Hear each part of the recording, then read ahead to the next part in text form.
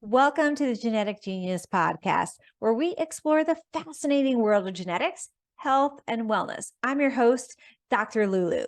And in this episode, we're excited to talk about menopause and how women can thrive during and beyond this significant life transition. Joining us today is Clarissa Kristjansson, a neuroscientist, menopause educator, and health coach. Clarissa has dedicated her career to helping women navigate menopause with ease, grace, and confidence. She blends Eastern and Western knowledge of health and well-being in her Thrive program, empowering women to take control of their menopause, experience and reclaim their health and happiness. And Clarissa is the host of Thriving Thru Menopause podcast and the author of the Mindful Menopause. She's a regular speaker and has contributed to hundreds of articles and blogs on managing menopause and the positive and transformative nature of this life stage. Today, Clarissa will share her insights on how women can reclaim their health and happiness during and beyond menopause. We'll discuss how mindfulness, nutrition, and traditional Chinese medicine can help play a vital role in managing menopausal symptoms and supporting overall well-being. So without further ado, let's welcome Clarissa Kristjansson to the Genetic Genius podcast. Welcome, Clarissa.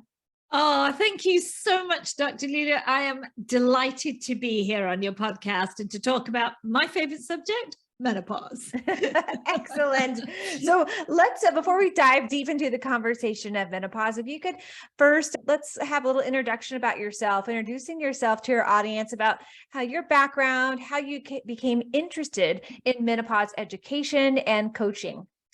Yeah, that's a great question. I worked in corporate life for 30 years. I'm a neuroscientist by training. I was working in some of the world's biggest and most famous corporations and brands. And I went into menopause when I was 43, or perimenopause, should I say, the stage when my hormones were all over the place.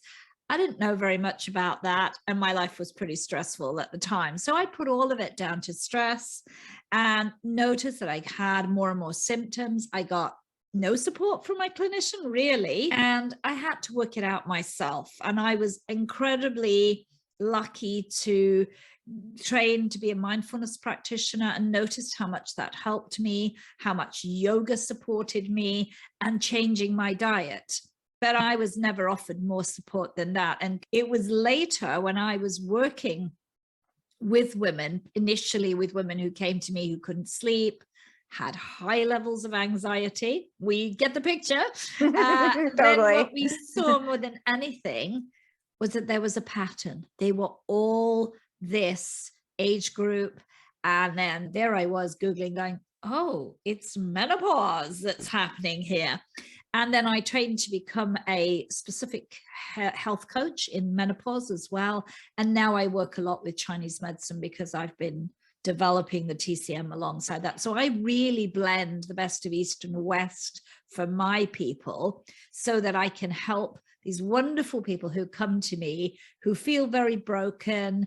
They're not necessarily looking for a hormone-only solution. I mean, not saying that some of them don't take hormone therapy, but they're looking for something more. They want more help, and they also want to do it positively, not just everything is wrong and I have to press down every symptom, but this is also a journey. So there I am. I live on the west coast of Sweden with my husband and my dog. Wonderful. I love that. And it's so true. I think that with the patients that I work with that are suffering from menopause symptoms, I feel like that category, it's like, oh, okay, you're in menopause now, just figure it out. It's, wait a minute, this is a huge part of our lives as women. And it's changing a lot with longevity and the real focus about living through women can experience menopause in the 40s, 50s, beyond, right? Living the best life as women, and instead of it just being like put on the shelf and just deal with it on your own. And I think we're going to be talking about that a lot today for sure. Yeah, definitely. I think this realization that we are going to live and live well, and we have the right to live a great life and be really active when we're 60 and 70. And why not? feel great even when you're 89. No, that's absolutely all right. It's the quality of our life that really matters. Yes, so true. Yes, so true.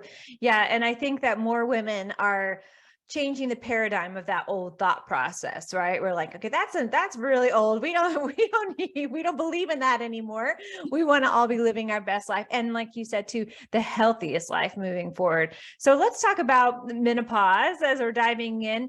So how can women particularly approach menopause as this like journey of self-discovery, really learning about themselves and transformation instead of this time of fear and uncertainty, which I think has really been established in the place of health?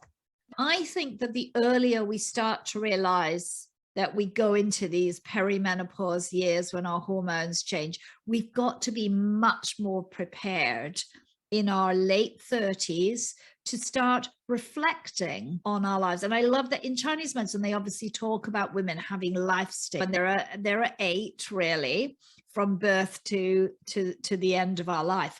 But around that stage, around stage 5, 6, 7, they're going through immense changes, and we should be much more prepared. So at 35, it's good to start looking at the habits. Yeah, we've been getting away with it a bit in our 20s and 30s. We all have. And we can work hard and play hard, but those habits won't serve us through perimenopause and into menopause. They just won't. So we have to start to be more deliberate about what we eat, how we exercise, and particularly how we manage our stress. Oh yeah, that's really important. Huge factor, really influences our symptoms that we get in the perimenopause and menopause years. So I would say start there. Get familiar with your periods. Start to know what they look like. Lots of us have never had a normal period either, because we are placed on contraceptive pills at teenage years.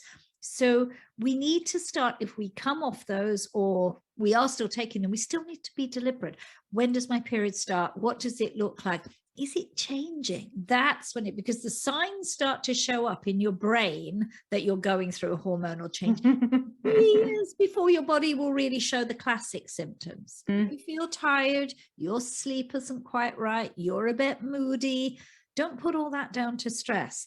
That can certainly be the start of perimenopause. Oh yeah, so important. I really liked how you brought into the conversation, Clarissa, about looking at things before, and that's the place of prevention. And especially if you have that history of irregular cycles through your teens, 20s, 30s, then you already set this template for menopause can be rough, especially if you haven't been addressing it ahead of time.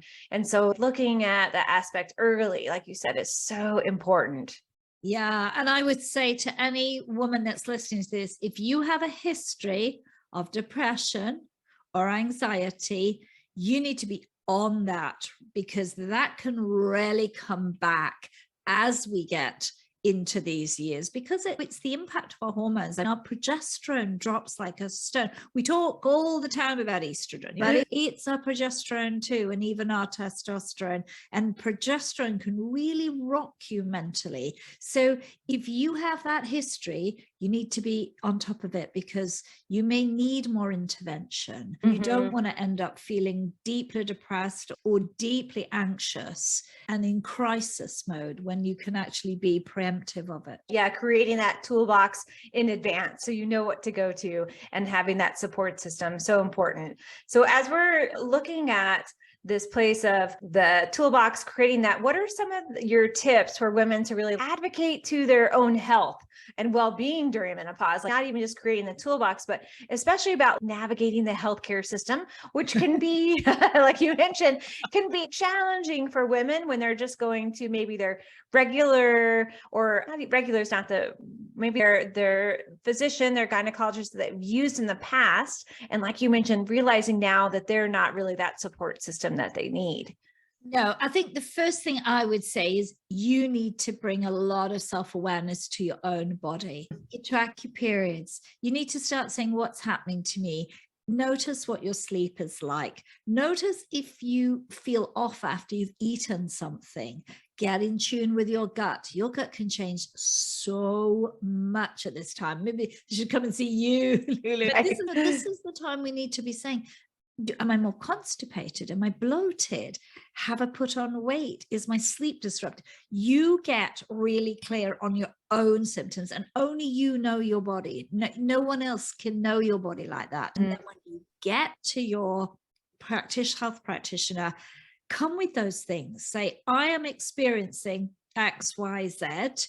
Could I be in perimenopause, and what are my options? Because lots of times your healthcare provider has about 7 minutes to look at you. Right. Yes, not very much. Not very much, no. If you've got those key things written down, you can't address everything on the list, but you might get the top 2 or 3 that are really important, and you might begin that. And then also work with your healthcare provider to discuss the options, because there are options here. It's not just, I must be on hormone therapy or I must bear it. How do you put together a plan that works for you with a support team? And all of that is within our own control. It's not someone else isn't going to do it for us. And there are no quick fixes or panaceas. There are a putting together of a variety of toolkits. Some you can use in emergency moments when it really doesn't feel that great. And others, you can work to a plan that's about your diet, be deliberate about exercise, your rest. I don't know how many times I say rest and people go, oh no, I haven't got time. You must carve out time for rest. Right. Yes. So I hear that also with my patients. I don't have time for rest. I'm like, wait a minute, we need to reevaluate that. Yeah. And those are some really great points. I like what you said about bringing that kind of list to your healthcare provider, being prepared. And that's like all over the board, not even just if you're in that perimenopausal phase or having symptoms about your hormones, but in general, I recommend my patients come to me with that information ahead of time. So I'm prepped, right? So if you are prepared for your visit, it helps the healthcare provider to know what you're wanting to address in the visit, help to bring some things. And also, like you said, to address those top concerns quickly, or refer you out to someone that can then handle your concerns more efficiently. Definitely. And I would say, Lulu, in that, if you get gaslit, and let's face it, as women, we're used to that one at times. Yes. If someone gaslights you, or they try and push you away, give you an antidepressant, say, go away, you're just depressed.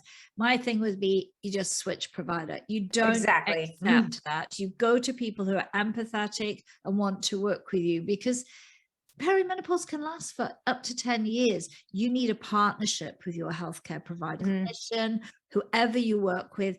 There has to be much more than just, you're not coming for a cold. You're not coming here because you need a vaccine. You're going to be on a journey. And so that's really important. If you're looking for a conventional healthcare practitioner, then go to the North American Menopause Society or the Menopause Society where you live. They will have people there that have specialist training, because unfortunately, a lot of clinicians have had one lecture. That's it. One lecture, exactly, for 10 years of a condition, possibly. Yeah, you're right. Seeking out that, and ask a friend too. That is a great way, not to take the necessarily advice, because we're all individuals when it comes to our hormones, but ask a friend, what did you do? Who did you seek out? What resources did you find to help you? Because there are resources out there for sure. There are good resources. It's good to go to the reputable websites and just read and understand. I think there are some good things coming on. I think Let's Talk Menopause is quite a good site now in the States. I'd also say that the North American Menopause Society, there's a lot of information. It's a bit like, but don't rely on influencers on Instagram, and don't ask Dr. Google. You'll get all sorts of answers that not be right. Yes, Dr. Google, it might not. Yes, Dr. Google is not a resource of a doctor. That's for sure. I like that you brought that up. So when we're talking about addressing menopause, what can you talk to us about, like the stigma around menopause that I think as women are transitioning, and how instead can we empower women to really talk openly with their peers, other women, friends, and family about their experiences? Absolutely. I think the great thing is that the stigma is starting to go away because of the public conversation everywhere. And I think that's a good sign that things are changing. But that's not the same for all. Celebrities are coming out, but we're not all celebrities, and not everybody in our sort of sphere is quite as open to the conversation. So I think the one thing to do is to find, as you were saying, like-minded people, whether they are on the internet, whether they're in your local area, and start to be able to talk about that. We have to have conversations with our families and partners. We have to do that calmly and in a planned way. Maybe start with someone in your family that you trust. Break down some of that and talk about what's happening to you, and then build that up so that people understand. And ask for the help you need. And I think you have to have those conversations with your partner if your sex life is impacted. We have to have open conversations, and that isn't easy for everybody. So we need to frame things and practice and learn to say those things. There should be no stigmas and taboos, but there are. And I think because menopause throws up things we don't expect. Right. Yes. Throw up things like urinary incontinence and even more unpleasant things like in that space.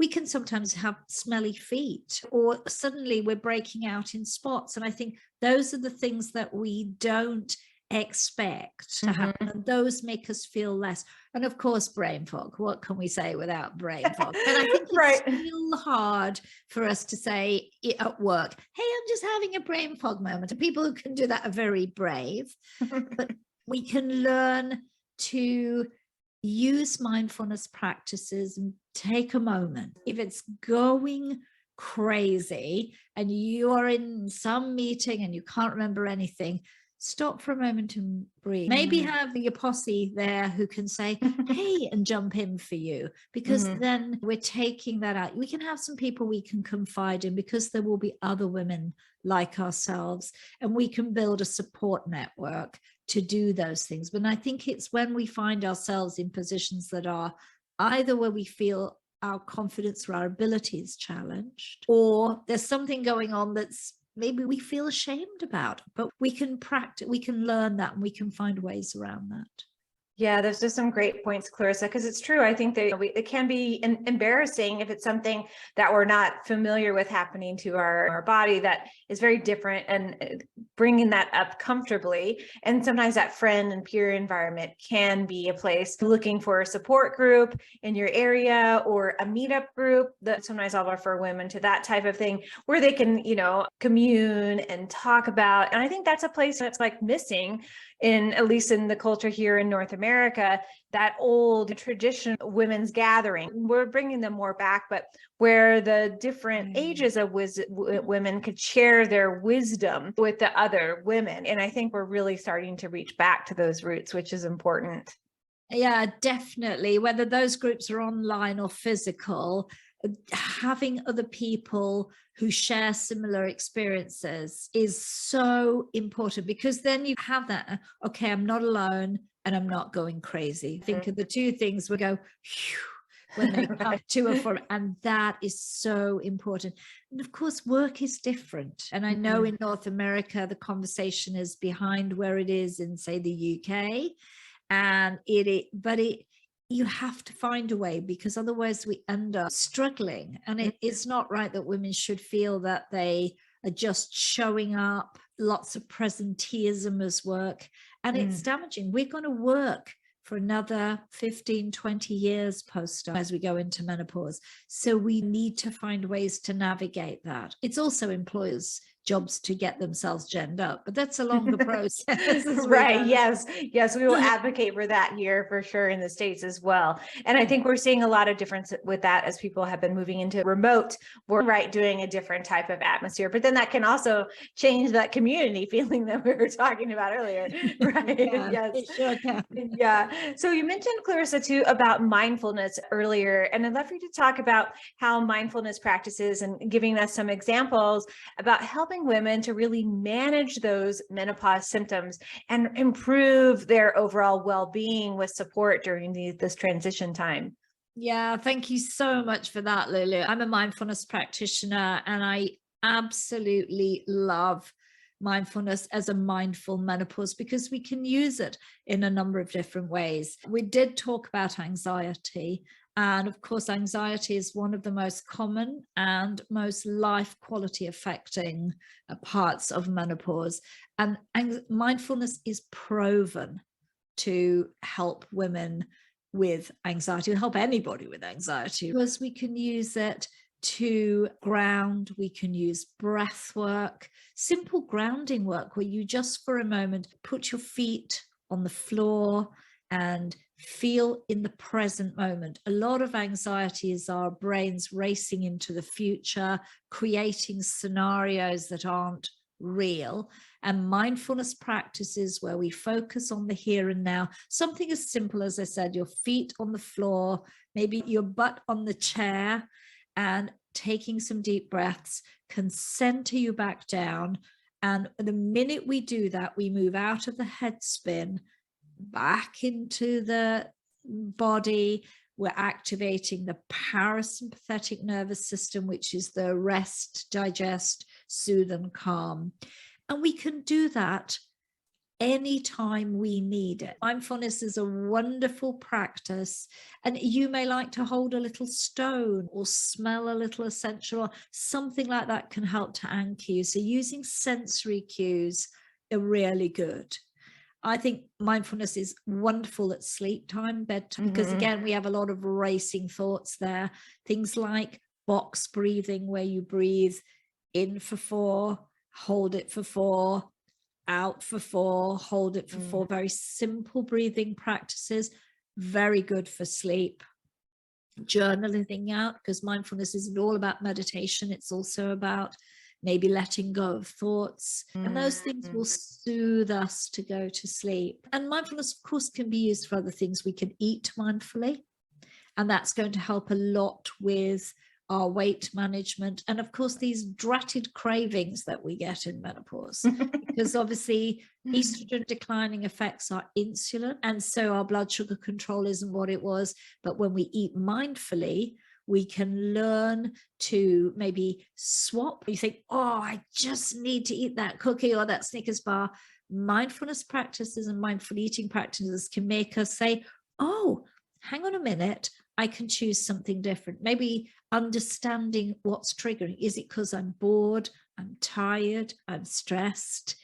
Mindfulness gives us insight to what's going on, and we can then make a different choice. Maybe the choice is instead to pick up a book or go for a walk, something that will support a healthy blood sugar level, support a healthy weight. And of course, when we eat mindfully, we chew our food well, we feel the sensations and the gratitude, and we generally only eat till we're 70% full, which is also good, so we don't overeat the food and we make better choices. So I think mindfulness can feed into our lives in many different ways that are supportive of the changes we're going through in menopause. Yeah, so important, Clarissa. I love that how you tied all of that in together, about especially addressing the anxiety piece in the beginning, and then the different practices about how mindfulness can really help in our choices, which I think it's all about really like tuning in and listening truly, which mindfulness is such a big part of that. Is something out of balance? And I think that's what we're really talking about in this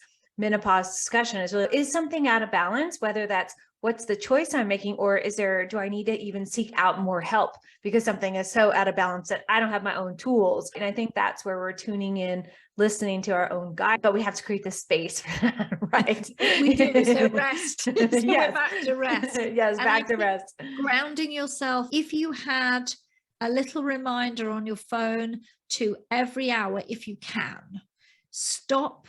Give yourself 1 minute, a 1 minute breathing space every hour would help us and teach us to be more in touch with how we feel and make small adjustments. And we can practice being mindful when we're brushing our teeth, having a shower, making tea. Use those little habits along the way to truly be connected to yourself, and that will flow through to your ability to manage your menopause symptoms much better. Yes, I really liked how you talked about the daily activities, right? Those ones you mentioned, things we're doing all the time out of total just like habit, right? But when we tune in, and I like to put affirmations on my mirrors, like in little sticky notes. So when I'm brushing my teeth, I'm like, oh yeah, there's that affirmation I wanted to bring into my thought process today. And that can be really helpful. And I liked how we didn't even go back to how you mentioned the mindfulness with eating. So important. And as our hormones shift, and like you mentioned with insulin, our levels change with leptin and ghrelin. We have different hormones in the body that will shift. And if we haven't already gotten those, when we're going back to having that prevention, having that toolbox already, if you've been like put into it, you're like, oh gosh, I don't have the tools to even recognize if I am overeating, and had, like you mentioned, like a Snickers bar, right? Having 20 Snickers bars, or having something healthy, and to crave that appetite, but not even that, but to shift it into a way that's much more healthy and supporting. And there's resources like you said, but also working with yourself and myself as ways to show women what are those tools to what should you be, right, to support you exactly. the best. Yes, Definitely. Yeah, so that's a great segue into our next little topic here. Let's first move over into talking about nutrition, and how does that play a role in managing those menopausal symptoms, and what are some of those key foods to incorporate? I'm sure there's a lot, but if we can maybe hone in on those key ones. Yeah, I mean, I think that diet is the key to health. It really is. And I don't know if the listeners are familiar that unfortunately during this perimenopause phase, our gut goes through a lot of changes. It can slow down, and we are therefore more likely to become constipated, have IBS, be bloated, let alone the weight gain, which we touched on earlier. There's a lot of issues that can happen. So we want to really nurture our gut microbiome so much at this time, particularly because there's a little special subsection of that called the estrobolome, which of course is responsible for processing estrogen in your body and keeping those at good levels. Even though they're declining, we don't want imbalances. And so our gut is part of helping manage that. And of course, there's a gut-brain connection as well. So if we're feeling a little bit frazzled and the gut isn't quite right, then we're more open to stresses and sleep issues and the like. It is really a lot of the good practices that many of us know get washed away. Big on regular eating habits. I think that in Chinese medicine, they have a beautiful clock that's divided into 2-hour segments. And it really says eat in the morning at this particular time. You should eat, if you can, eat a reasonable sized lunch. And we, of course, have flipped the day in every country in the West, right? Which doesn't help. And then eat in the evening and between 5 and 7. And then do this kind of intermittent fasting, although you're not fasting per se, but give your gut time to rest. So how it's not just what we eat, but how we eat is really important. And I think those are good rules of thumb. Then really look at what you are eating. I think that still the Mediterranean diet is a great foundation for good eating and good menopause eating. Plenty of grains, lots of fresh fruit and vegetables in particular. In fact, even more so than I tend to be saying to people, you're aiming for a variety of 30 different plant foods through the week. And everybody goes 30, but I said, well, every spice, seed, nut, herb, they all count towards that, the grains you eat. So we want to be ditching the white pasta and the white rice and the white bread, going for whole grains. We need fish, and we need oily fish and omega-3 fatty acids because they're important for our brain. Our brain fog is helped a lot if we have a good level of omega-3s. And make sure you're eating enough protein. And lots of us as women, and myself included, are not eating enough protein. You want to be having a palm size of protein at every meal. And that's because we are now going into phases that are aging. We lose muscle mass. We need protein to build that and maintain our muscle. And so we must eat sufficient high quality protein, whether that's plant-based or animal-based, the choices. Yeah. And the alcohol, no, I don't know. Okay, we all like a drink, yes, but it doesn't benefit us. It Right. is very linked to things like hot flashes and just night sweats. And our systems are often more sensitive. We can be more histamine and have more irritation. We can be struggling with rosacea and the like at this time of our lives. Alcohol doesn't help any of that. so No. I would say, and a little go easy on the caffeine, those things too. So you're really keeping a diet that is supportive in every way. Those are some great tips, Clarissa, and I totally agree with them. And with the alcohol, there was a study, I can't remember exactly what it was, but they measured that every kind of alcohol or every drink can increase that estrogen level. So if you think about that, if you're trying to balance your hormones in the menopausal phase, you're like, okay, this drink, not only can it change your sleep habits, like you mentioned, right? So if you're having a lot of insomnia and hot flashes at night, then it's going to totally exasperate those. And so, I'm going to have that glass of wine to relax myself, maybe in the moment, but the end result is not good. And what you mentioned about healthy fats and omega, so important. Our brain needs it, and our body is still making hormones, right? Even when we're switching into perimenopause and menopausal, that transition, our body has to have healthy fats. Our brain needs it, our nerves need it, our organs need it. And so I think when we had that low fat diet phase, it was so horrible for women. And we're still seeing the effects of it, right? It's, oh my gosh, how did these cholesterol levels, we have to have good cholesterol, right? Those cholesterol levels change and the hormones change so much. So those are some really great points. And what about sugar? You didn't really mention the sugar component that much. I would say you want to get as much processed food and sugars out of your diet.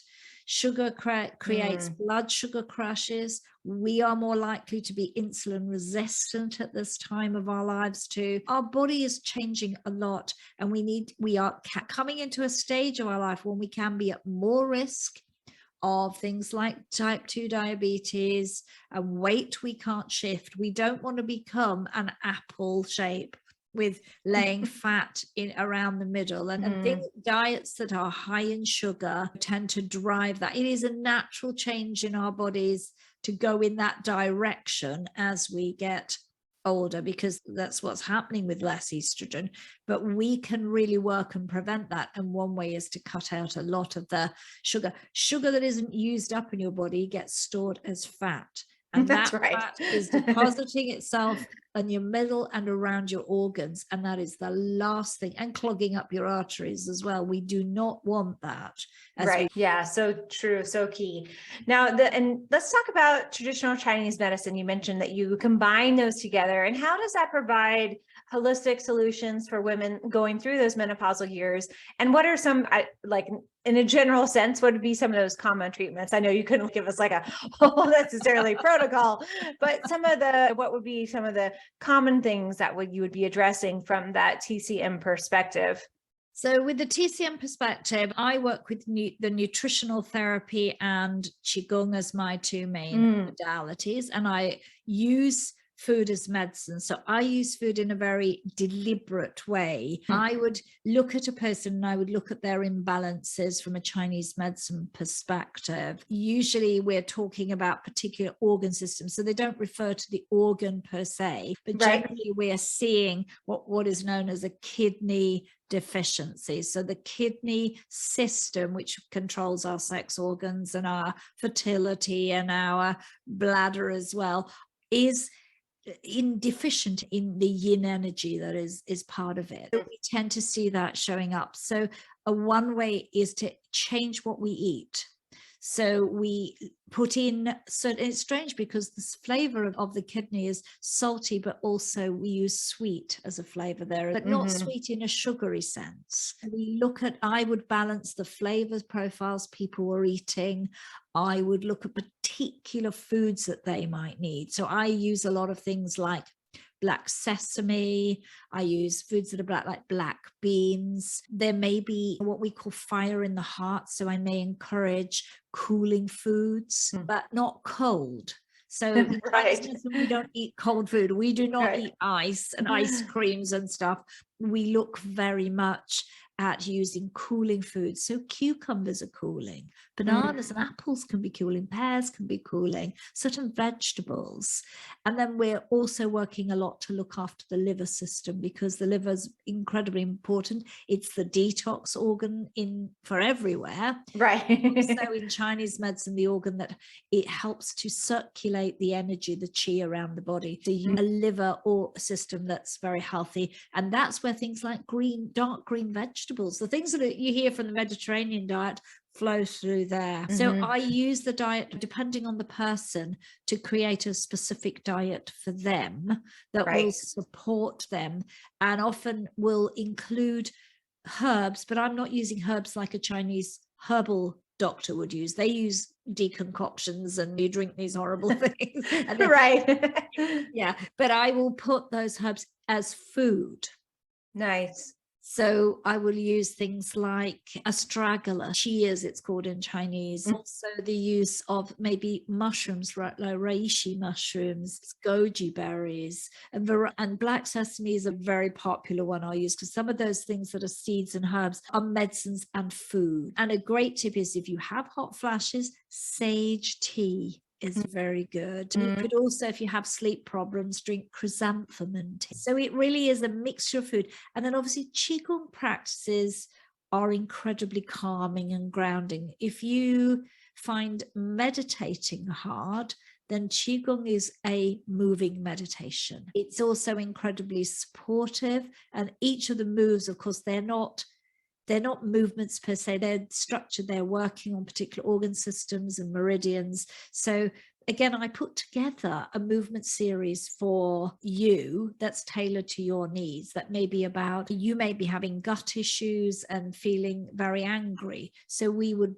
build a Qigong system that included movement, meditation, sound, breath, because all of those are included in that for that person in particular. And I also teach just a straight women's Qigong series that's called Earth Qigong, that was developed for women's gynecological health. That's great, Clarissa. And I like how you talked about the individualized aspect, right? From, of course, TCM has that, where we're looking, and all holistic health does, but really addressing from that Chinese perspective, the aspect of the organs, right? And looking to see what's the imbalance, and then bringing in those herbs as medicine and food is so important, because they're food. That's how they are originally created. I think they've gotten a little bit lost along the way as it got diluted. And now we're bringing them back in, seeing how powerful it is. And we can use them as a tea, like you said, or bringing them into a soup. And I love combining mushrooms and soups. It can hide the flavor for some people that don't like it, but it's also so good in that broth, especially in the winter season, really helping to nourish the kidney organ, like you said, and really helping to bring in liver detoxification. We haven't even really talked a lot about that, but so important. As women, we have got, everyone, but women particularly with the hormones, we've got to have that liver working and detoxifying. So important. If you're waking up at 2 and 3 a.m. in the morning, it is a very clear sign that your liver qi is stagnant, it's not flowing. And then you need to be much more deliberate in the work we would do together to get that moving. So that would really be that. And I think one of the things that Chinese medicine tends to do is it's not a fad. So the food we eat is real food. We don't do lots of strange diets and stuff. It's always eating very much in all types of food are possible to eat. 70% of fullness, so that not overeating is a big part of that, and really supporting you in every way. And when you think about Chinese medicine, it's always been lifestyle and diet first, then herbal medicine, and then acupuncture or other things. So it's interesting that in the West we go, it's acupuncture, but actually acupuncture would maybe be very deliberate and on specific points. So I would refer you to an acupuncturist who was experienced in menopause, and they may work on very specific points. you wouldn't need to go all the time. Someone who Right. went to an acupuncturist might get some acupuncture treatment, and that might work really well for 4 to 6 months before they would need some rebalancing again. So that I think is also the other side, is to see that TCM isn't one modality, it's many different modalities that work together as a sort of way of managing and living well, because its emphasis is on wellness and empowerment of the patient, or rather than fixing it. Yeah, so important. Yes, empowerment, such a key piece of not only TCM medicine, but also in general, right? Like empowering, as we've been talking about our conversation today, empowering women to really have that place of support through the entire lifespan, which I think is so key. Now, I'm going to add this next question. I wanted to ask you, Clarissa. I don't know if it's in your wheelhouse, so if you don't know it, you can just say, okay. But from the genetic perspective, right? So of course, so I'm all about talking about genetics. So how do genetics and DNA play a role in menopause, and how understanding like that genetic makeup can help women navigate this transition more effectively? That's a good question. I think we are learning that genetics play a role. How big a role? I don't think we've quantified that. Right. But that's the hard part. But clearly there are indications from its coming genetic. It might give you some threads, some ideas of what might happen to you, particularly around the time that you might start your menopause. Maybe the length of your menopause could be the thing. My menopause doesn't look anything like my mother's, except that she started young and she had blood pressure issues and I had blood pressure issues. So that was the similarity. Now, my sister had much more migraines like my mother did. Interesting. But I would say that that's the part, but the other part is the intergenerational trauma and stuff, which of course is the epigenetic part of it. That get carried over, and I think that is a huge contributing factor to why we see women of an African American origin, for example, they have really quite severe and extended menopause symptoms. They were likely to have 10 to 15 years. They struggle a lot with hot flashes and insulin resistance problems, and I'm sure that a lot of that can be traced back to some of the intergenerational trauma that we know they carry. Yeah, those such great points. And yeah, I think that we are definitely seeing a difference in how we understand. And of course, the world of genetics and epigenetics is still on the forefront, right? We're still learning so much. And we're really seeing how we can use that information from that place of prevention and wellness. Like looking at maybe like you mentioned earlier about anxiety, right? What specific genes might be turning more on or off as you're moving into menopause that are helping you in a place of meeting anxiety with that toolbox, right? Having that toolbox, right? Like, okay, yeah, I can see this. So maybe the COMT gene is more turned on when I'm much more stressed. So that's going to play a role in how I handle things through menopause. So like you said, there's just so many ways that we can, and the piece you mentioned about bringing in through our hereditary genes, so important, but it's different for every individual because in the epigenetics, like you said, have a role. So it could be different from your mom, your sister, your aunt, right? Your daughter, all those things together can play a difference. But it is important to look at that and see when you're in that, like you mentioned, in those 30s, even earlier, right? Like in any time, but how are you prone to meeting stress? Like we talked about earlier, like how do you handle it? How are you going to meet it moving forward and reducing that stress factor and resting? Absolutely. I think that's really important, and spending that time and investing and knowing. And I think we're learning all the time, and our knowledge bank in this area is growing because the more we talk about it, more I think we're beginning to say, hang on a minute, where's the evidence for this? And I think we are seeing more research, more questions, more gathering of information and data as we grow, so that we can actually now be clear on some of the key factors and what they they might mean, and provide in place solutions for those different aspects that are impacting the kinds of menopause journeys women have. Yeah, so true. And what do you think some of the misconceptions around menopause that you like to dispel or bust those myths? There's a few myths. I think the big myth is that this has happened to you when you're 50 and you're too young. And that is a huge myth, because number one, there are a tiny percentage of girls who have menopause. They're teenagers from puberty straight to menopause. There are 5% of women who will have a surgical or chemically induced menopause. Right. So if you have cancer and you go and you have to be on tamoxifen or the similar estrogen blocking drugs, you will go into menopause. Yeah. If you are unfortunate enough to have a full hysterectomy, so your ovaries as well as your uterus are removed, that's becoming less common these days. Right. Now they're trying to keep the ovaries more. Yeah. But you will wake up after that operation and you will be in menopause. And you're like, wait, what happened? Like instant menopause. And you will feel that without a doubt. And of course, there are some women who have ovarian insufficiency. They will find themselves in this POI condition somewhere, maybe when they're trying to get pregnant and they're in their late 20s and 30s, but they'll have the physiological or the physiology of a woman who's 45, 50. And that's very shocking. But there are some great networks now coming around the world to support them, as well as there are groups. But certainly that's the biggest myth. Menopause does not happen to women who are 50 plus. It happens to women at any age. And of course, it can also happen to some transgender and binary people. Yeah, oh, that's great, Clarissa, because so important, I think, to open that awareness, right? That's what we're talking about today. And because it's not just, I think, the age factor, right? And that's probably from that traditional medical perspective, as they want to say, like, XYZ, this is going to happen. Like, no, it doesn't happen, because especially as women, we're very individualized, right? We have so many factors that change our hormones. And like you mentioned, but even very young, we can experience things or different health conditions.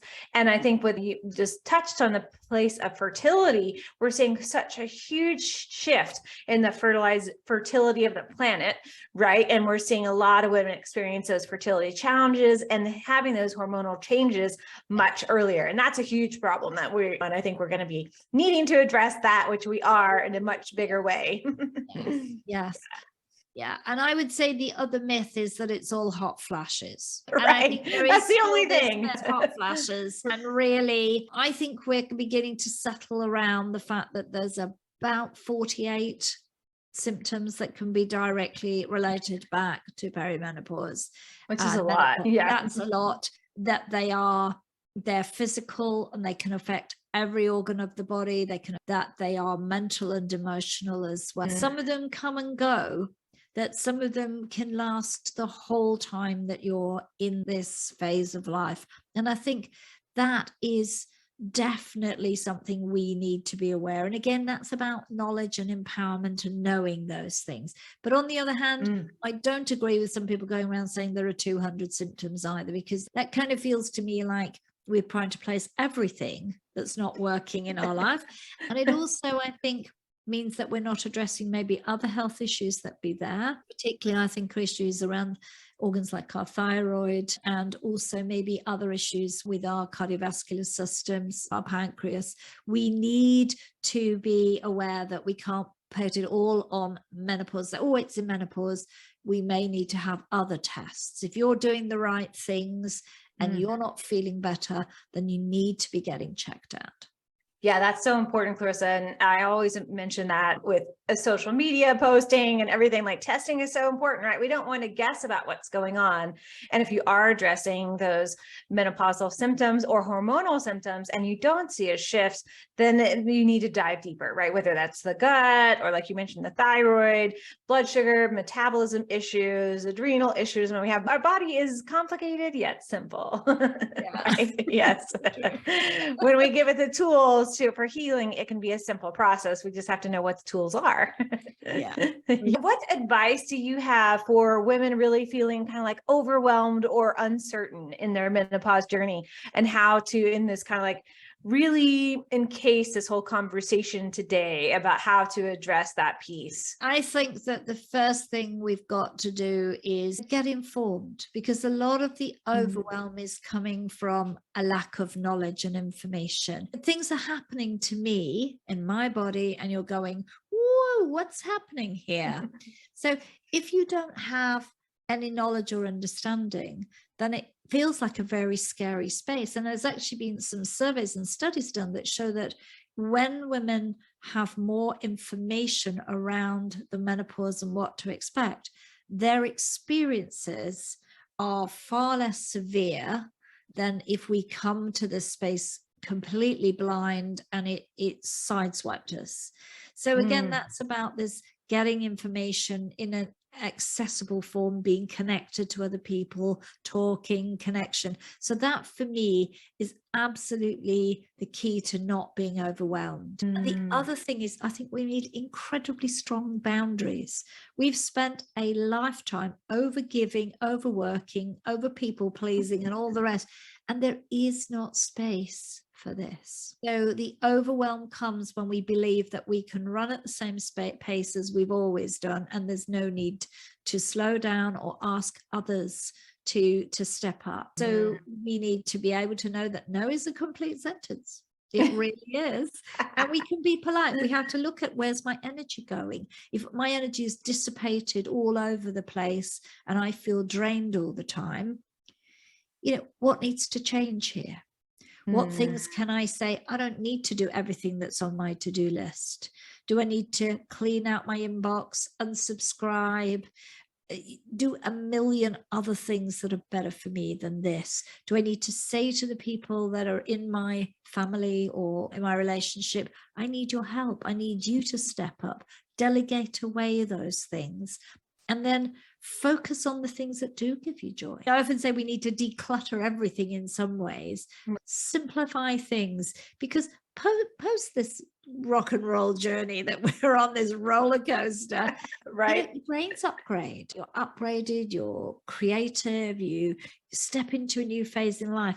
But the journey in between is a transition and a transformation, and that can be challenging. So we need every tool that we can, and one of that is boundaries, really strong boundaries. Those are great points, Clarissa. I think it's so important to acknowledge that space of creating that boundary, knowing when to say no, not overwhelming yourself, and especially if you're in that transition phase, acknowledging it, like you said, and then really being able to say, okay, no, I'm needing a new shift in what I need, right? So it's like that, and being aware of that, creating the container of holding that space for yourself in that life change experience, for sure.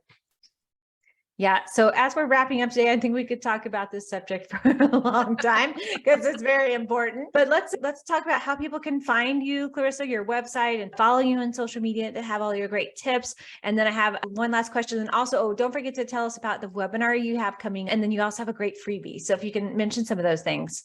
I do indeed. You can contact me through my website, Clarissa Kristjansson.com, and obviously there's a full overview of all the work I do and how you can connect with me.